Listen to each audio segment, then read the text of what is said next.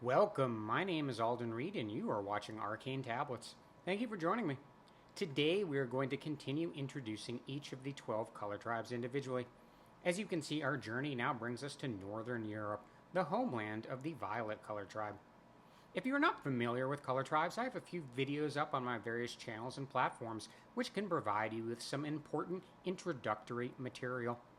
Basically, there are 12 human color tribes, and each tribe represents a color from the visible light spectrum or rainbow. Each color tribe has its own unique set of physical color characteristics, which symbolically anchor a unique metaphysical color energy. Okay, as always, we like to start by situating ourselves geographically. As we might imagine, primary regions are areas where the Violet tribe is going to be clearly predominant, while secondary regions are areas where the Violet tribe is still present, but probably more color blended, and where other color tribes are in some cases more predominant. Primary regions include Sweden, Denmark, Norway, Iceland, Finland, Estonia, Latvia, Germany, Austria, Switzerland, the Netherlands, and Belgium. Secondary regions include England, Ireland, Scotland, Wales, France, Poland, Lithuania, Belarus, Russia, Ukraine, Czechia, Slovakia, Slovenia, Hungary, Croatia, Serbia, Bosnia, Romania, Italy, Spain, Canada, the United States, Australia, New Zealand, South Africa, Brazil, and Argentina. So now we're looking at a map showing the core regions of all the color tribes of the world. And this will also give us a better sense of where the other color tribes are located. And we're going to look at a map of Europe in greater detail in a second, but I want to point out a few things here first. So, of course, again, the core violet area is here in Scandinavia and Baltic Europe. However, as I mentioned, violet people have also expanded to many other parts of the world as well. And it's important to understand that many violet people, of course, migrated to England and also Scotland and Wales in really two waves, right? The violet Saxons or Anglo-Saxons and Jutes that migrated in the 5th century AD, and then later in the 8th and 9th and 10th centuries AD, many violet people from Scandinavia also migrated again to parts of England and Scotland and Ireland even, right? And so as a result, England and Great Britain did become a somewhat cyan violet nation, and that's why many cyan and violet people can be found in areas that Great Britain colonized, like, of course, Canada and the United States, and very much, of course, Australia and New Zealand. And naturally, there were some other colonial adventures as well. So the Dutch colonized South Africa, and so you can find a decent amount of cyan and violet people, of course, in South Africa as well. And there were also migrations of people from Germany and Central Europe, many violet people, especially to areas of coastal South America, in particular Brazil and Argentina. And so certainly you can find some violet physical color characteristics and color energy in these regions of the world as well. So now we're looking at a map of the core regions of the color tribes in West Eurasia and North Africa. There are 6 color tribes in this region, so it's helpful to get a little bit more detail. And again, of course, the core area here is really Scandinavia and Baltic Europe. So obviously there's going to be a lot of mono-violet people, especially in Norway and Sweden and Denmark and absolutely Iceland. And Finland's going to be pretty violet too, although there's going to be a little bit more blue color energy coming in Finland. So parts of Finland can be described as sort of blue-violet. And that's kind of the same thing with sort of the Baltic countries and extending down into Poland, right? And I would say Estonia and Latvia are probably predominantly violet, whereas Lithuania and Poland are certainly predominantly blue, but they're all sort of blue-violet areas. And of course, that violet color energy extends elsewhere, and we'll talk about that in a second. But just focusing on the areas that are predominantly violet, really, Germany naturally is still predominantly violet, even though there's going to be a lot of blue and cyan in Eastern and Southern and Western Germany, respectively. And of course, although it's not perfectly captured here, it was sort of hard to draw these maps, but absolutely down into Austria and Switzerland. These places are still probably going to be predominantly violet. Although in ancient times, certainly they were thoroughly cyan, right, when the Cyan Celts really controlled most of Western and Central Europe.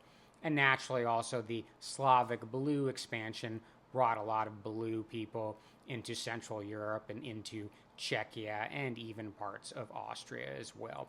So now let's take a look at the Greater Violet region. So now we're looking at a map of the Greater Violet area, and we've already highlighted our core region and the areas where the Violet tribe is going to be predominant. Of course, in Eastern Europe, and especially closer to the Baltic, this is going to be kind of a blue-violet zone, and especially in northern Russia and Belarus, and even extending down into Ukraine, and obviously in Poland, and then Czechia and Slovakia, and Eastern Germany and Austria. And there'll be some blue-violet extending a little bit down into the Balkans here, although there's a lot of green color energy in these regions as well. And it's the same thing here in northern Italy. There could be some cyan violet here, as well as some green violet, and maybe a little bit of mono violet as well. And as we move further into Western Europe, it's going to be mostly cyan violet, although in northern France and certainly in parts of England along the North Sea coast, there's going to be a lot more violet, and there'll be some mono violet people in these regions, right? And then more down into southern France, it's going to be a little bit more green, but there might still be some violet here. And then in northern Spain, and to a certain extent northern Portugal as well, there's still going to be some residual violet color energy from the earlier Germanic migrations all across the Roman Empire as it was collapsing, basically. And then the Vikings also, of course, migrated all over the place down many of these rivers in France, and a little bit in Germany, but also really down into Eastern Europe again. And then even all the way up into Scotland and, of course, Ireland as well. There'll be some violet color characteristics and color energy in these regions, and even in Wales, too. Again, this is going to be more of a cyan violet area, whereas, of course, the central areas here and the northernmost regions of Europe are going to be a lot more mono violet. So there are actually two kinds of melanin that influence human physical characteristics: eumelanin and pheomelanin. Eumelanin is a darker pigment that comes in shades of brown and black, and people from tropical regions usually have a lot of eumelanin in their skin, eyes, and hair. Conversely, people from temperate regions usually have much less eumelanin in their skin, and often less in their eyes and hair as well. Pheomelanin is a lighter pigment that comes in shades of red and yellow. So tribes which represent a color that includes red and or yellow do indeed have subtle red and or yellow hues and undertones in their skin.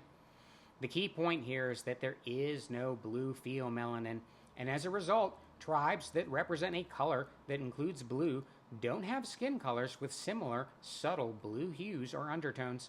Instead, these tribes signal their color alignment with other physical characteristics like lighter hair and eye colors, especially blue eyes. Monoviolet people usually have very small amounts of eumelanin mixed with small but noticeable amounts of red pheomelanin in their skin, which imbues them with a variety of undertones that range from porcelain pink to rose beige. Their skin tans much better than cyan or blue people, although the summer sun often turns their pink hues almost red. During winter, their blue veins combine with their lighter pink hues to give them a slightly violet aura. Monoviolet people have hair that is usually very soft and fine in texture and straight or slightly wispy. Their hair normally ranges in color from sandy blonde to platinum or silver, but some have strawberry blonde, brown, or black hair as well. Their eyes tend to be wide-spaced and deep-set, often with a hooded or half-lidded appearance. They are normally crystal blue, glacial gray, or silvery green, but occasionally they're hazel or light brown. Monoviolet people typically have long, rectangular, or square-shaped faces, usually with high, prominent cheekbones, square foreheads, and chiseled features. Their jawlines are usually broad, sharp, and angular, with chins that are normally less pointed than mono-cyan people, but less rounded than most mono-blue people. Their lips are typically medium to full and often quite plush, and usually held in a neutral or upward resting position. Monoviolet people have a variety of nose shapes, which are sometimes long and narrow, and other times smaller with gently rounded tips. Their bodies are tall and elongated, with sturdy necks and shoulders, long torsos and limbs, high centers of gravity, and medium to large sized builds. They normally have great strength and stamina. Monoviolet men typically have light or sparse body and fine, softly textured facial hair. They often grow full mustaches and long beards, but sometimes they can be a bit patchy or sparse. So before we continue, we need to talk about universal energy signatures and metaphysical correspondences. In basic terms, UES are raw, primal, energetic forces that imbue many different things and categories within reality, especially key metaphysical systems like astrology, archetypes, chakras, and color tribes. As a result, specific units or attributes from each of these metaphysical systems, like Pisces, the Dreamer, the Third Eye Chakra, and Violet, share natural corresponding relationships with the other attributes imbued by the same UES. Energy signatures also imbue each color tribe with gender, quality, and elemental energies. By studying each color tribe's aspects and corresponding attributes, we can learn about their unique metaphysical color energy. In truth, all human beings are meant to represent a color from the visible light spectrum.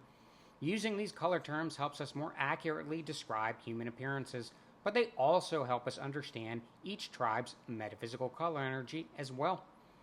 Color energy strongly influences human attitudes, perspectives, and values, especially regarding social systems, and as a result, people from different color tribes end up creating different cultures, ethnic groups, and nationalities. It is important to understand that unlike traditional physical classification ideas, color energy is a purely metaphysical phenomenon and has absolutely nothing to do with intelligence, moral character, or mental capabilities. It is also important to note here that violet corresponds with the third eye chakra, whereas the crown chakra is actually represented by silver and white. This is because the crown chakra belongs to all of humanity.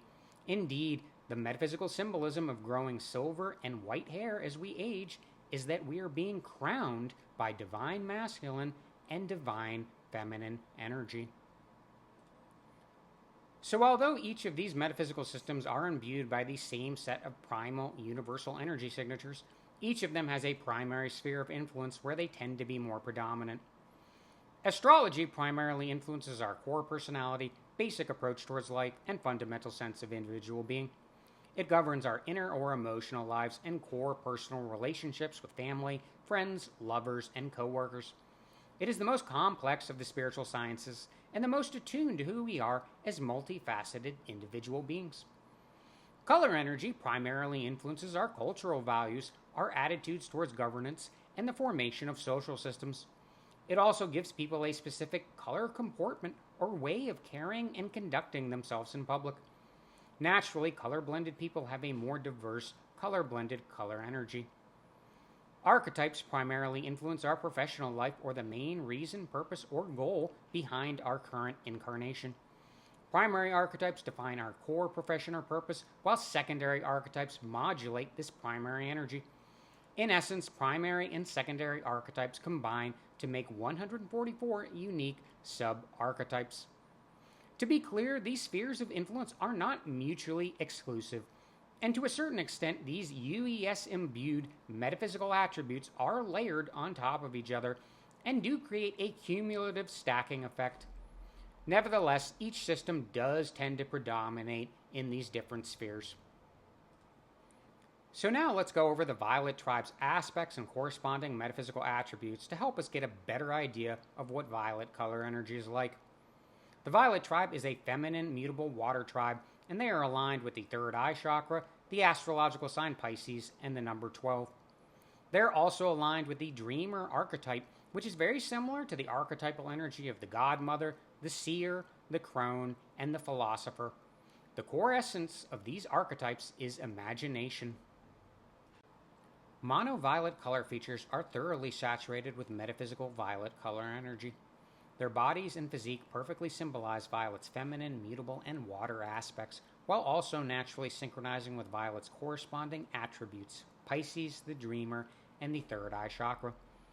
Monoviolet people have luminous, liquid skin tones that tend to actively shift colors depending on mood and temperature. They have a tranquil and etheric physical presence, and their facial expressions usually convey a calm, silent, and dreamy acceptance of reality. Their light features, soft smiles, tall statures, and long limbs make them seem like ancient elven royalty. Despite being so very tangible and real, they often seem partly ensconced in another world, ever dreaming of fairy tale realms and undying lands. With balanced bodies, chiseled features, and elegant facial symmetry, their bodies appear as if carved from ancient fjords, which capture and reflect radiant solar light and perfectly echo their high-pitched crystalline voices. Their movements are steady and fluid, and like a gently flowing stream, they can't help but remain in a state of constant but sublime motion.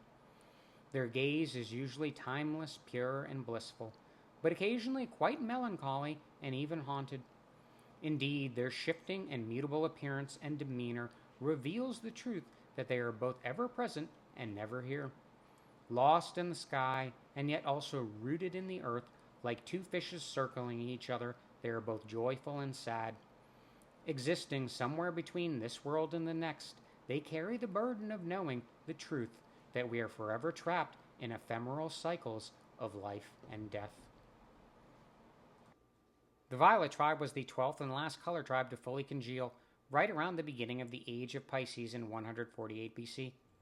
For a long time, the Violet tribe was combined with the Cyan and Blue tribes in a large northern European CBV bloc. But starting in the beginning of the Age of Aries in 2308 BC, these tribes began to separate and settle into their new homelands. As the Proto-Violet tribe began to establish itself in the Baltic world, they created the Nordic Bronze Age culture, which eventually transformed into the Violet Germanic cultural horizon. As a feminine, mutable water tribe, closely aligned with Pisces, the Dreamer archetype, and the third eye chakra, early Germanic and later Nordic cultures were usually more driven by spiritual or ideological considerations than their more materialistic Cyan Celtic and more pragmatic Blue Slavic cousins. As a water tribe, Violet cultures are sometimes just as expansive as fire and air tribe cultures, and during the early Germanic and later Viking expansions, the Violet tide crashed down upon Europe like an unstoppable wave of glacial meltwater. Indeed, the Nordic Viking expansion used early Violet naval and navigational technology to cross the North and Baltic seas and ride right down the many rivers of Europe. As a further result of this feminine water energy, Violet cultures tend to be very nourishing and concerned with the welfare of their populations, which is one of the reasons Germanic and Nordic cultures have generally been largely democratic and socialist in orientation. Germanic and Viking warbands were fiercely protective of their liberties, but also frequently quite responsive to the needs of the weaker and less privileged members of society. It is not an accident that the most progressive, democratic, socialist places in the world are Scandinavia, Northern Europe, and American states like Minnesota, where the Violet Scandinavian roots are still strong. Certainly, all color tribes go through phases of being ruled by powerful monarchs or tyrants, but Violet cultures usually lean towards a more balanced form of government. Indeed, the predominantly Violet, but also partially Cyan and Blue, Holy Roman Empire was somewhat less authoritarian than other medieval monarchies, and the more decentralized structure of the empire serves as an excellent example of the Violet tribe's preference for checks and balances to help restrain executive power. This is further exemplified by Enlightenment-era Cyan, Violet, English, and colonial American culture. The dreamy, feminine, watery Pisces energy is also perfectly expressed in the 19th century Nordic and German philosophical and romantic movements, which had deep reservations about the trajectory of modern industrial European society. As Cyan Western Europeans forged ahead with steam power and Blue Eastern Europeans forged ahead with bureaucratic power, mono-violet Scandinavian cultures increasingly retreated inwards away from European power struggles and global imperial adventures. To be sure, mutable violet energy is quite capable of rapidly shifting course away from material to spiritual pursuits with lightning speed. The beginning of the Age of Aquarius in 2012 now heralds the full maturation of both indigo and violet metaphysical color energy. During the Age of Pisces, humanity dreamed and imagined what kind of world we truly wanted to live in, and now during the Age of Aquarius, it is time to transform reality into something new. It is not an accident that the indigo and violet tribes, who are aligned with Aquarius and Pisces, are now rising to leadership to help humanity progress from the throat chakra into the third eye chakra phase of our development. In 1,000 different ways, we can easily see how this feminine, mutable water energy, so closely aligned with Pisces, the dreamer archetype, and the third eye chakra, has so thoroughly imbued violet cultures for the past 3,000 years. All right, thank you for joining me on this journey of human color tribe exploration and celebration of human diversity. Please like, subscribe, and share this video with others. This completes our introductory series into the 12 human color tribes. Soon we will start talking about astrological ages and the historical evolution of each color tribe. We will also talk more about the dynamics of color blending and eventually discuss the specific color tribe composition of modern nations. For now, I want you to know that you are wonderful, you are beautiful, and you are absolutely perfect just the way you are. Know that I love you very much and that God loves you very much as well. Many blessings. We will see you again very soon.